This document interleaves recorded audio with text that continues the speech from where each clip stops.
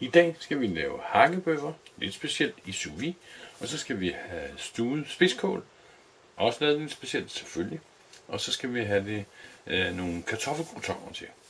Og kartoffelcroutonerne, ja, det består i al sin enkelhed af kartofler, der er skåret i tern, og så skal de krydres med salt og peber og timian, og så skal de også puttes i sous vide, hvorefter vi til sidst steger den.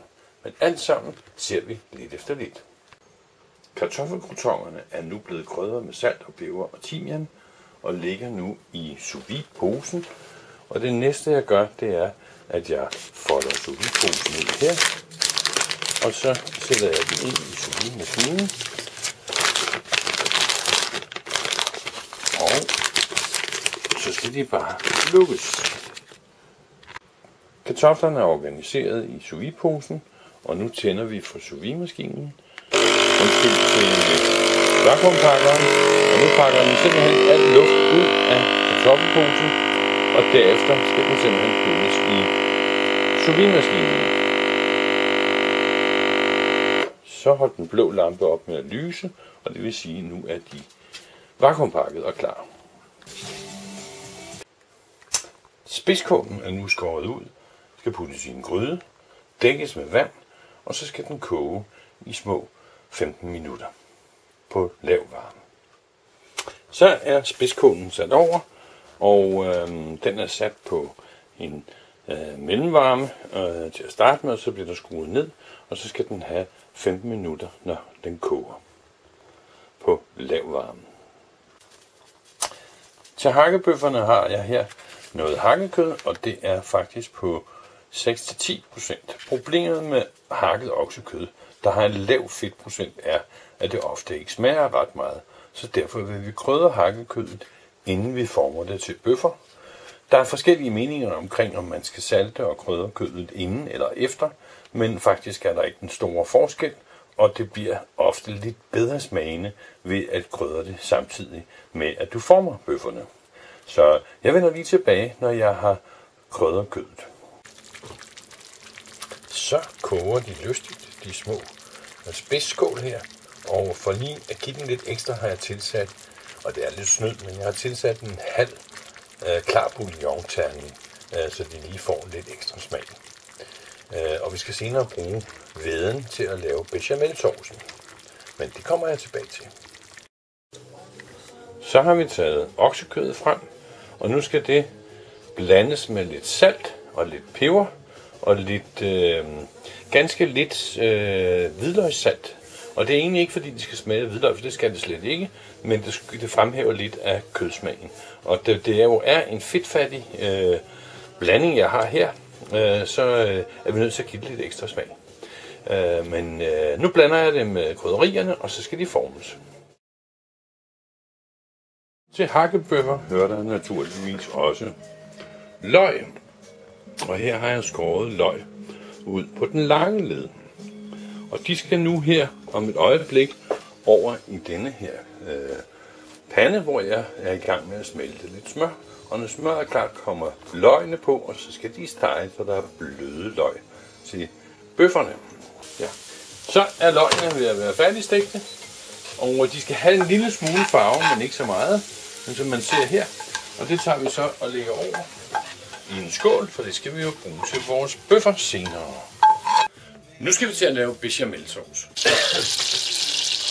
Jamen, bechamelsaucen består af smeltet smør, som vi er i gang med at smelte her, og så skal det bruges af. Så skal der mel i, og der er cirka 75-100 gram mel, cirka 125 gram smør. Så skal der mælk i, og så skal der revet ost, og her bruger jeg noget 40% mozzarellaost, og så skal der en lille chat fløde i til sidst. Og lige så snart at det er simpelthen af, og det kan man faktisk høre, når det er, så skal vi have melet på. Vi er i gang med at lave en opbagning. Ja. Smør, mel, en lille chat mælk. Lidt mere mælk her. Og så er det egentlig bare at bage den stille og roligt op, som med hver anden opbagt sovs i virkeligheden. Hvad er det for noget fond, du bruger, Hans? Det er saft fra, jeg har kogt noget spidskål. Ja. Og der har jeg puttet en bouillon-terning i, og bare vand. spidskål og lidt salt. Og det er de god nu, ikke? Jo. Vi skal nu i gang med at lave de her små kartoffelkroketter. Og der skal vi ned og have fat i sous viden. Der har vi faktisk bøfferne liggende, men under bøfferne, der ligger vores kartofler, som nu har ligget i en lille time. Krydret med salt, peber og timian. Og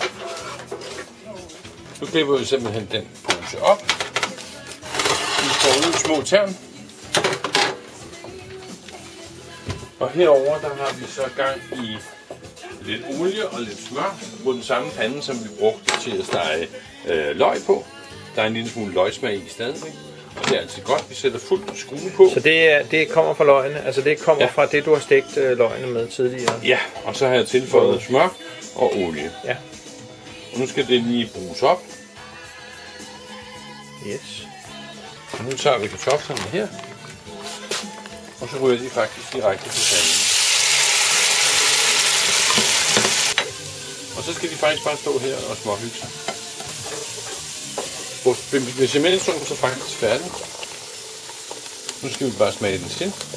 Egentlig skulle det være hvid peber, men vi giver den faktisk en sort peber. Det er et rent kosmetisk syn. Det er det faktisk, ja. Men det er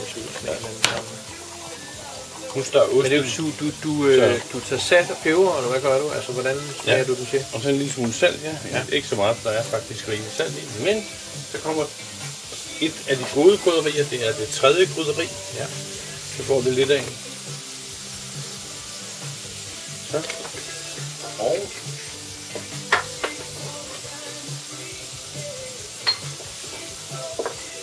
skal vi have muskatnød i. Ja.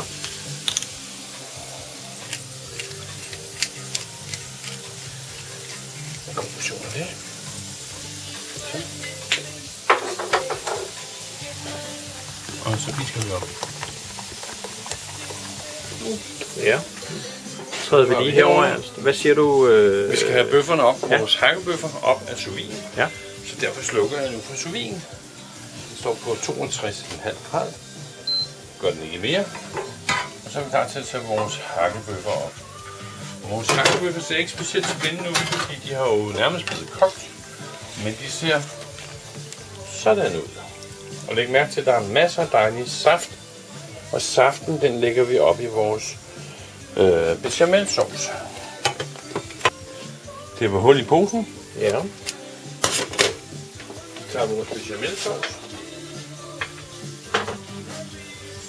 Vi tager en lille sig. Og det skal vi se herovre. Så hælder vi saften fra bøffen.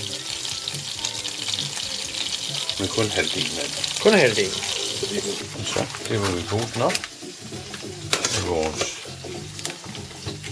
hakkebøffer.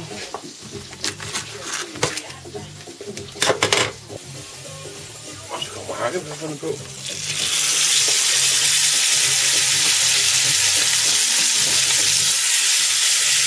Og ja, de har nu været i sous viden hvor lang tid? En time på hvor mange grader? 62,5 grader. Ja. Vakuumpakket med forskellige krydderier på, eller hvad? Ja, det er faktisk salt og peber og hvidløgssalt. Og ikke at det smager af hvidløg, men hvor de smag til det tilsat til. Ja. Og de er faktisk færdige inde i. De skal bare have en skorpe nu, ikke? Det er bare en skorpe, ja. Så vil der lige fløde i her. Ja. Tommelkroketter. Tommer. Og næste trik er så, at vi har vores spidskål her. Ja. Vi rører lige godt ud her.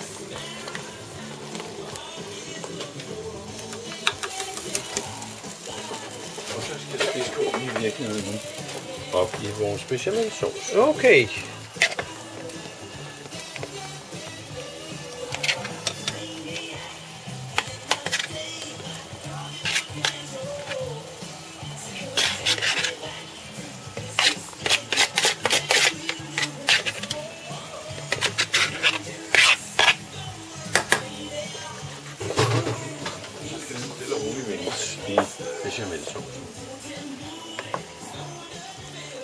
Stille og roligt, ikke?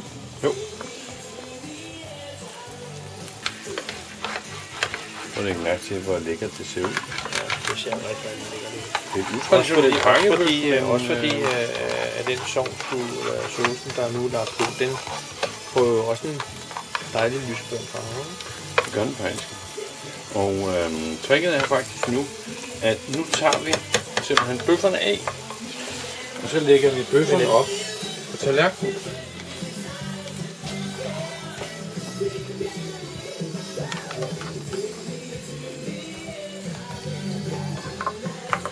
Og så skal sovsen lige koge lidt længere ind, mens vi organiserer.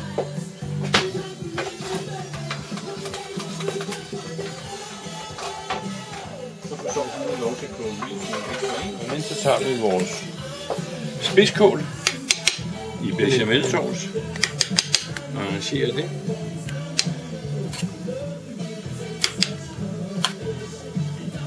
Det er et herremåltid, fordi der er faktisk et halvt kilo kød på hver tallerken.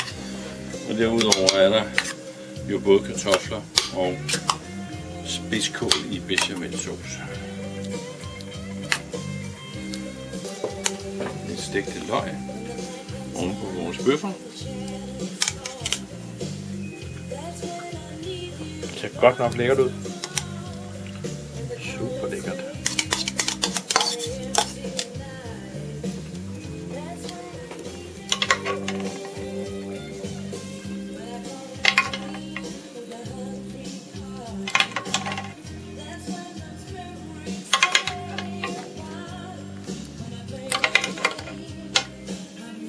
Det ser super lækkert ud, Ernst. Det smager godt. Ja, men det er helt overbevist. Det er en anderledes måde at lave hakkebøf på. Men ja, det må man sige. Igen, ideen er ikke nødvendigvis at lave noget, der er hverken hurtigt eller nemt, men at lave noget, som er billigt og som smager fantastisk. Så drysser vi lige lidt persille til at give retten lidt grønt farve.